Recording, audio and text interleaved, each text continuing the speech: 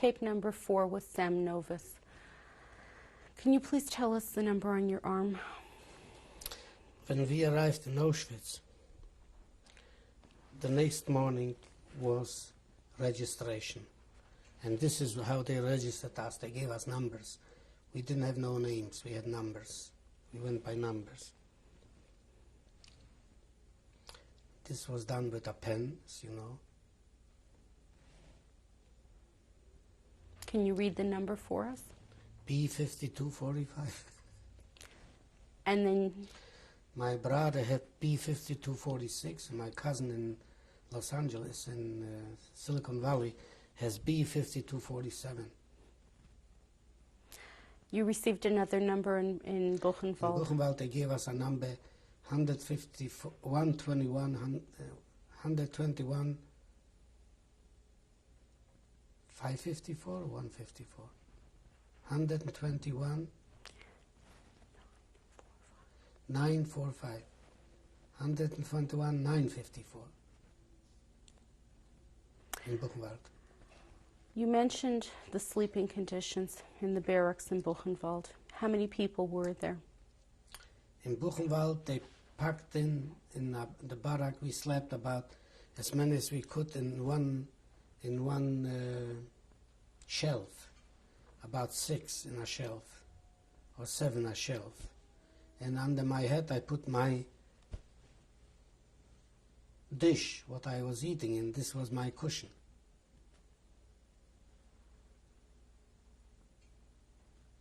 And somebody who died, we took him out and put him right in the front on the barrack at the door. And people died inside, many people.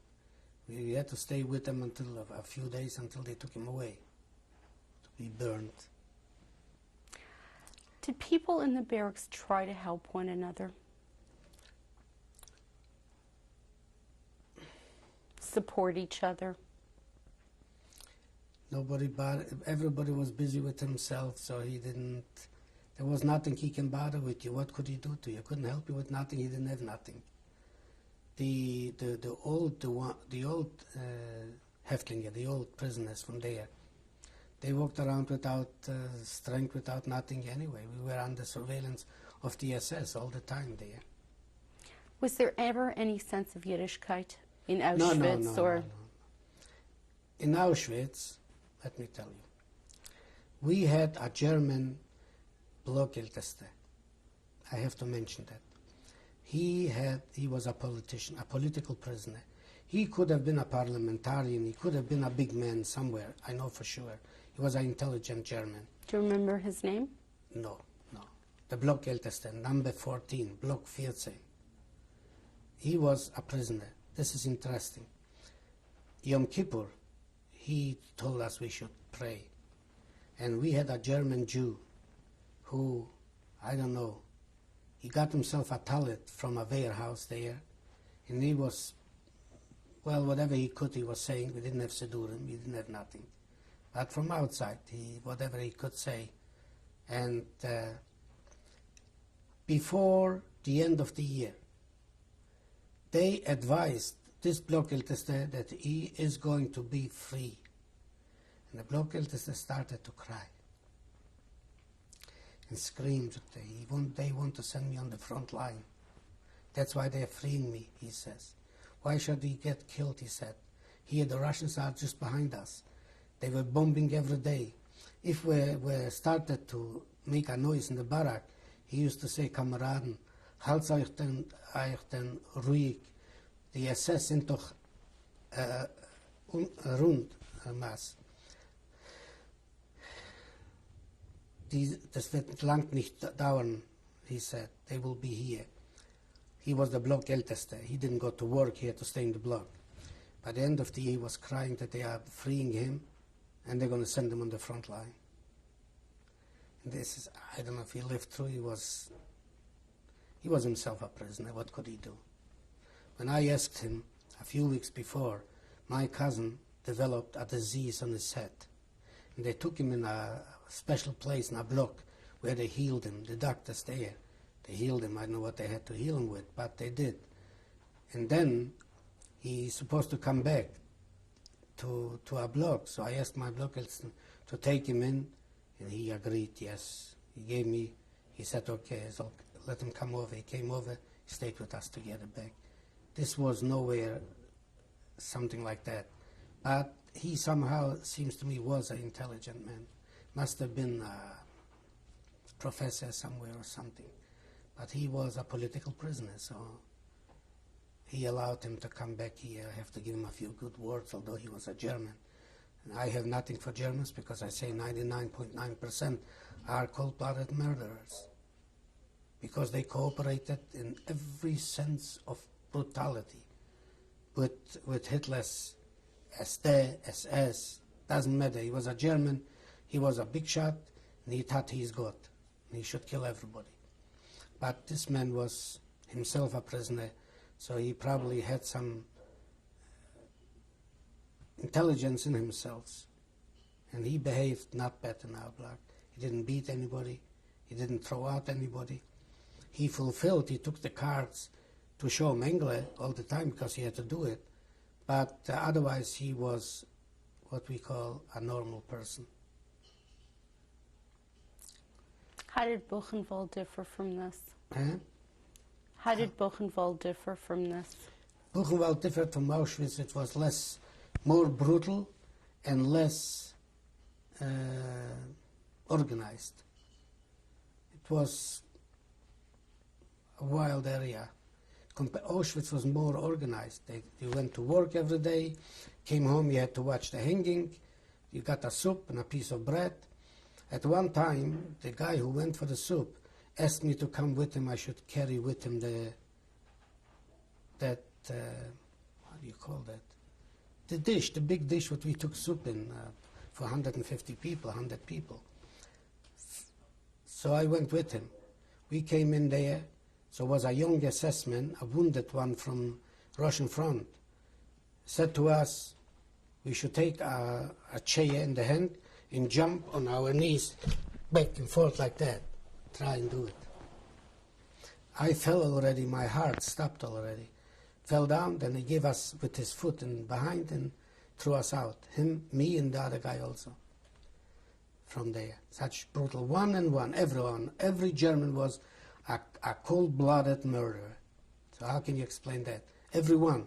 If I say 99.9%, believe me, 100%, I leave a 1 point of 100%. Maybe there was a German like he was a prisoner in Auschwitz. Did you ever have any contact with women and children? Never. In camp? No. The biggest child was in Auschwitz, the 12-year-old French boy who was hanged. But otherwise we never had to do with no women, no children, nothing whatsoever. How long were you in Buchenwald? In Buchenwald I was 2 weeks and sent out to Order of Krawinkel for work.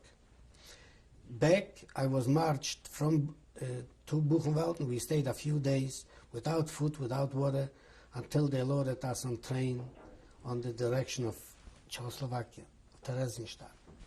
Now, it is worth to mention that at one time they brought in, the second or the third day, they brought in a kochel of soup. We called it a kochel of soup, and they put it on the ground. And you have never seen what was there. People put in with the hand to grab a piece of potato in a boiling soup. They put in their dishes in the soup. It was so, I didn't catch anything. Until I got to that, there was nothing left anymore. It wasn't even for a tenth of the population. It was sitting in that area to be evacuated further down. And that soup, such murderers. They didn't hand out a soup, everybody a little bit, no. They put it in the middle, go and kill yourself for it. Such cold-blooded murderers. When they cut them after the war, they made them bury the deads, a few SS, Eisenhower. Why didn't he shoot them there? These cold-blooded murders, and women were between them. The women were worse than the men. Walking from Order, from Krawinkel, 90 kilometers to Buchenwald. On the way, we walked maybe 40, 50. We were tired, thirsty, thirsty like hell. A woman came down in Weimar from a house. I know the house where she came from, because I saw her running back there. She came out with a creek of water. To the prisoner, she took the water, poured it down on the ground, and ran back upstairs. She achieved something. Here you can see that there's no German who should be called human. No German, whether woman or man. She ran up there. I thought it will come a time when I'll come back to this house and get that woman out of there. But the time never came. The Americans protected them pretty good. How did you get to Theresienstadt? They loaded us in Buchenwald on trains, and every day they took us further and further. No food, no water. If you remember, I told you that I had a loaf of bread in which this Hungarian assessment gave me to carry that bag. We cut every day a little piece, Can you explain that story? When I walked from Ohrdruf to Buchenwald, when we walked, all of us, in lines about 10 in a line, and we walked, came over on a Hungarian assessment, about 50 years old, and he carried a bag, trag das Verbrecher, to me. Verbrecher means criminal or worse. I should carry that. I carried it. It was heavier than I was. And I sniffed that there's bread. I opened it up. I didn't give a damn if he shoots me or not. I didn't even think about it. I grabbed the bread into my bread I was carrying here to put in something made from a piece of cloth. I put it in that holder, a bread holder, what you call it. And my cousin took a bread in his bread holder, and one bread we broke in half. We shoved it in a minute, we ate it up. And the others saw what was going on. They grabbed the bag from me, and everybody grabbed a loaf of bread. And in 1 minute, the bag was on the field already. And this assessment saw that his bag is in the field. He came running back. He picked out a boy, because after 4 months not washing, we all had the same face, all dirty. He grabbed the boy, took him out, and he said, "This is the Verbrecher," and he shot him. And we walked with a bread inside. We came into Buchenwald. We saw it is going on something terrible. Those who were in Buchenwald were so hungry, so starving, that they said, we were newcomers into the camp. We just new arrivals to the camp, so they must bring something with them. They were running and see what you have and robbed it from you. Oh, that's what's going on. They would kill you. They would kill you on the spot, and to take away from you, because the SS were around us, but they weren't inside, you see. So I said to my cousin, you know what, let's lie down on the floor. Our faces were starved, dirty, black, and we covered ourselves. We covered a piece of bread with the body, and we're lying down on the floor. They came, they uncovered us. Have you got bread? Have you got bread?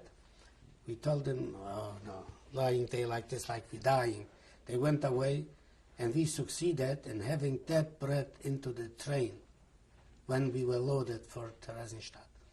And on the way, we were eating every day a little piece, and a little piece, and a little piece, something. And it was snow on the people. Like in January, it was some snow on the people, so we used the snow like water. And when they driving us for about a week, we came to Dresden, on the station in Dresden. On the station in Dresden, there in the evening was an air raid by the English airplanes. And on comes a train from the east, German soldiers, German civilians running away from the Russians, from the east. And they came next to our line. We were standing on this line, and they came with the train on that line, next one. So me and my cousin, we ran into them. Maybe they have something. So my cousin found about 10, 12 potatoes. He put it in his pants. He put around a piece of string. We were prepared for that, a piece of string. And he threw in the pen, in him, and I found a piece of margarine. So we came back to the train, and the SS were lying all around on the ground, by us, watching us. They didn't run away. They were with the guns lying on the ground. Luckily, they only threw a bomb on our back line. We had 2 trains of Russian soldiers in the back, Russian POWs. They threw a bomb into them, and they were killed and bombed, the Russian soldiers, but none of the prisoners of us were killed that time. They took the 2 trains away, and we left without them.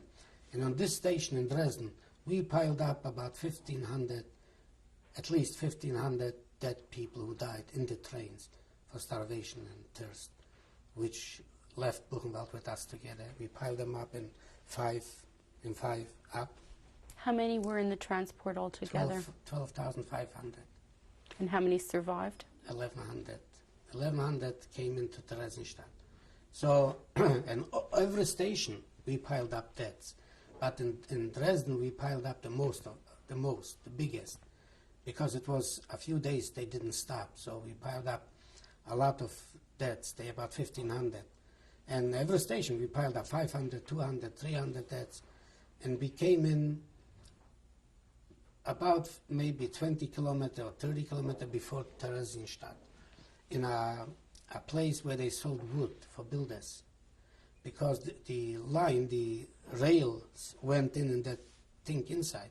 So they had us surrounded with fences, you see. So they took us in there, and the SS surrounded us around that place. And in there, I had still a few potatoes. So we took grass, and water was going through that place, was going through not a Riechstock with Wasser. How do you say it? A little. And this water was rainwater or snow water or whatever. So we took that water and we boiled it. We put it in, there was enough wood there. We put 2 bricks and we put in fire. We made, between the bricks, put this in, and we cooked it in the schissel that we had to eat. We took 1 schissel, we made it for a pot. And we put in the grass there, and I put in every day a potato. We cut it in 4 slices, and we put it in. And so we ate every day half a potato, me, half a potato, my cousin, and grass. The grass gave us also some nourishment, seems to me. One day, an Ukrainian boy, himself a prisoner, or a Polish boy, whatever he was, a prisoner, he probably stole something, or maybe his father was a communist, was with us. He saw that we put in a little potato there.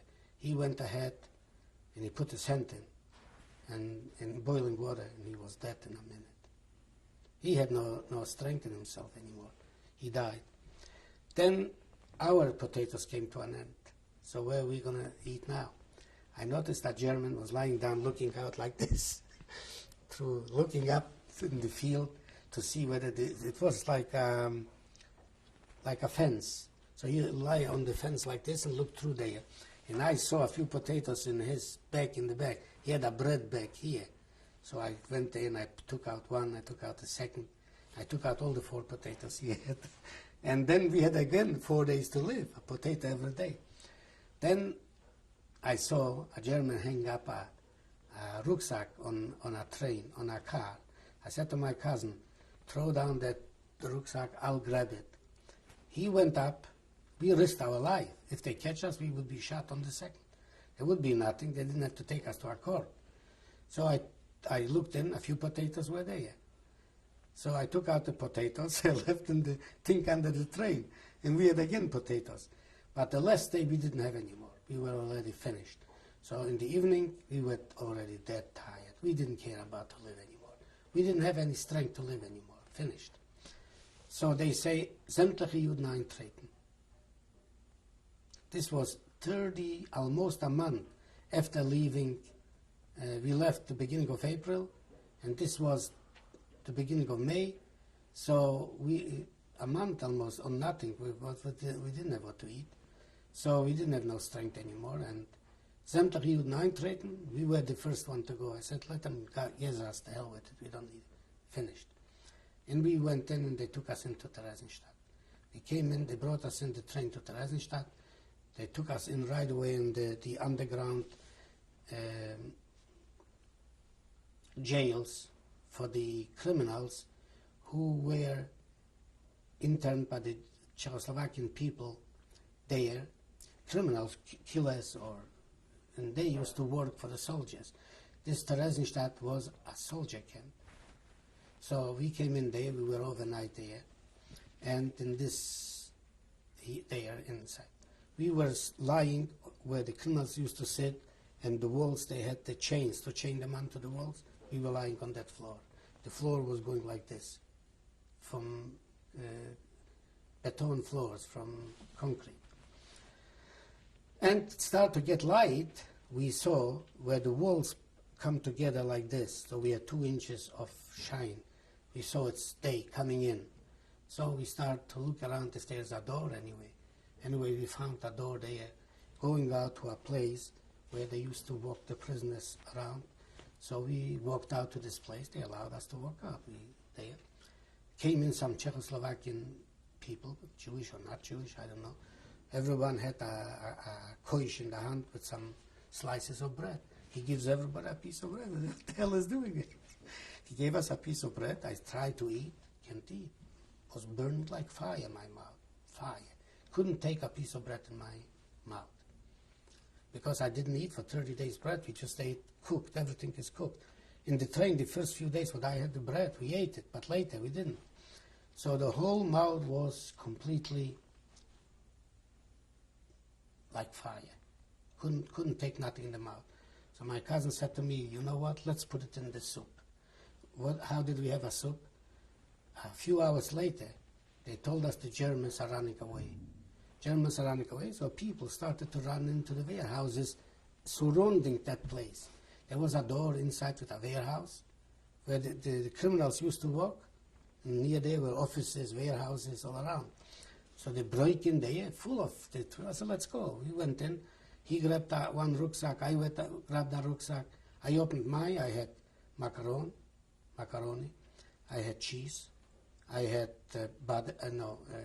margarine, a package of margarine. It was a package of beans and a package of sugar and the noodles, the macaroni.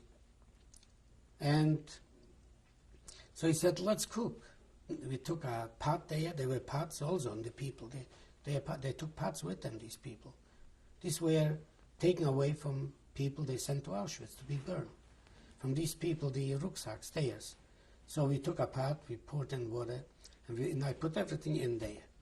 Well, everything cooked apart. It was already nothing there, but the beans were still hard. So my cousin said, let's start eating already. Can't wait anymore. So we put in a little bit of cold water to cool it up, and we started to eat.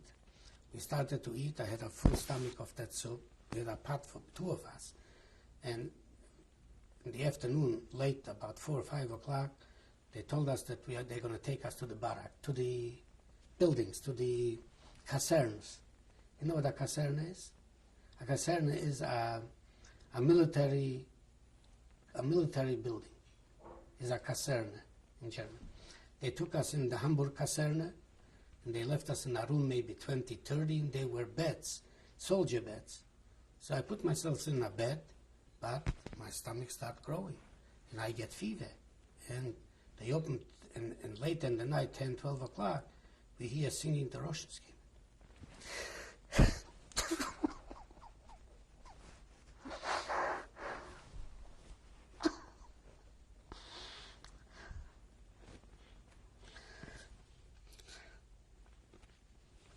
This was a destruction. I couldn't move. I couldn't go down. It was here, es hat gestochen like hell. I couldn't lift myself up. Here I ran to the window to listen. Anyway, I watched through the window. I see they brought in the rest of the transport because sämtliche Juden eintreten. There were non-Jews also. So the non-Jews and also Jews who didn't want to say they are Jews, because they knew if they take Juden antreten, they're going to kill us. So they didn't want to go. I was already finished. I couldn't do anymore. So I said, to hell with it. I don't want to fight anymore. I went. They didn't go, but they brought them in, the SS. I saw they taking the SS with the guns. They beat these SS, the people the inside. They were Russian soldiers already. So they were taking these SS. They had the guts to come into that camp. One took a shovel, and he gave it in his head, you know. He split his head open, that German. The other German, they were kicking them. The Russians didn't let. They were beating them. The Russians didn't let them.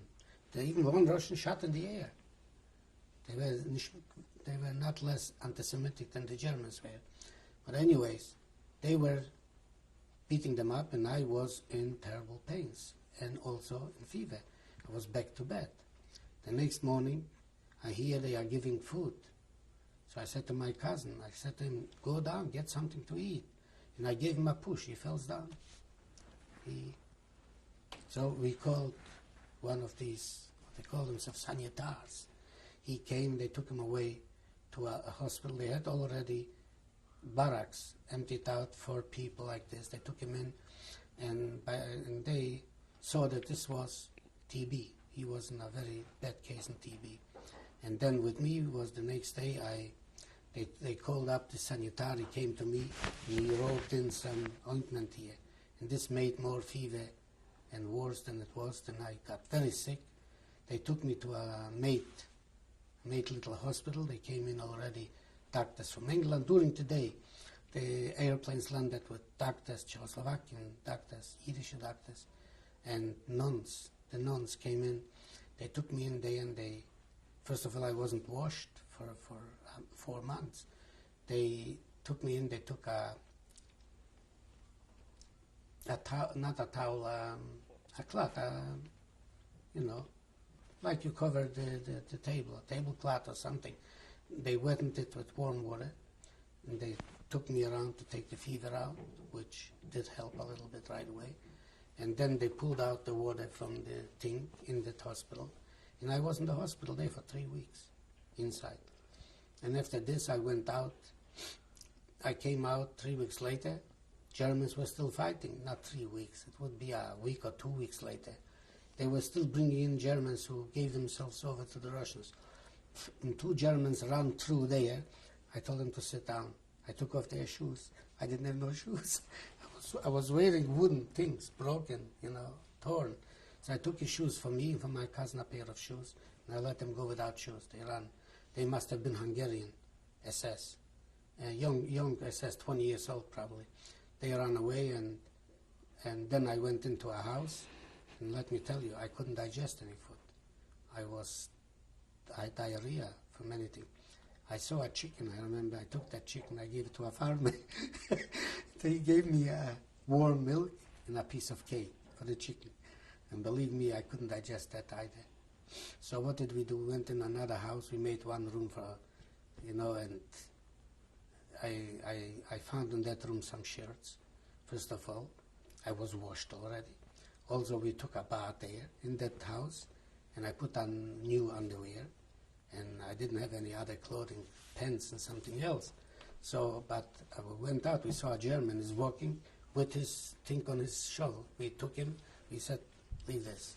I took out, he had a piece of cloth in the material, and he had something to shave. I took this because I didn't have it what to shave, nothing.